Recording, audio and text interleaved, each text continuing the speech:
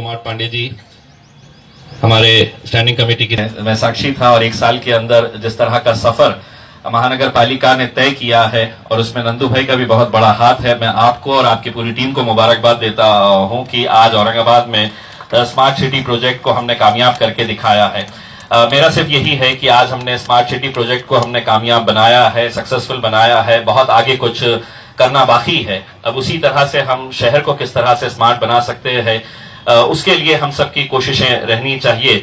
और मैं ये बात मानकर चलता हूं कि कितने भी हम नए नए प्रोजेक्ट्स लेकर आए, अगर शहर वासियों का, अगर नागरिकों का उसके अंदर सहयोग नहीं रहा और वो अगर अपनी जिम्मेदारी सही तरीके से नहीं समझे तो कोई शहर स्मार्ट नहीं बन सकता है।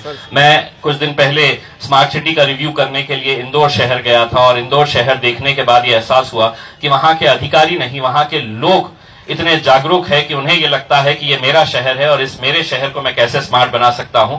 मेरे हिसाब से ये वक्त आया है कि हम सभी लोग मिलकर औरंगाबाद शहर को स्मार्ट बनाने के लिए पूरी कोशिश करें। सिर्फ एक मंत्र मैं हमारे नए नए आए हुए कमिश्नर साहब पांडे जी को ये बताना चाहता हूं कि साहब इस शहर के अंदर राजनीतिक हस्तक्षेप बहुत होता है, इसीलिए जब भी कोई काम अच्छा होने की बात आती है तो राजनीतिक हस्तक्षेप की वजह से, चाहे वो किसी भी राजनीतिक पार्टी का हो, मेरी अपनी भी पार्टी के उसके अंदर मैं बात करना चाहता हूं, तो वो अगर राजनीतिक हस्तक्षेप अगर थोड़ा सा कम हो जाए, हमें कुछ कड़े कदम उठाने की जरूरत है। मैं नंदू भाई की इस बात से इत्तेफाक नहीं रखता हूं कि इस शहर के अंदर हर चीज सही तरीके से चलती है, नहीं। इस शहर के अंदर बहुत सारे इलीगल कंस्ट्रक्शन है।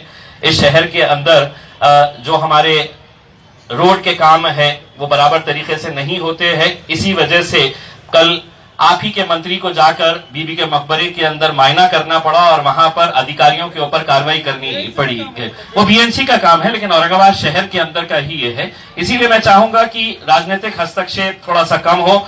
जो कमिश्नर साहब आए हुए हैं और धड़ाकेबाज अपनी कार्रवाई कर रहे हैं, सर मैं मेरी तरफ से एज अ खासदार की तरफ से आपको पूरे शहर वासियों की तरफ से ये आश्वासन दिलाता हूं कि हम पूरी ताकत के साथ आपके पीछे खड़े रहेंगे।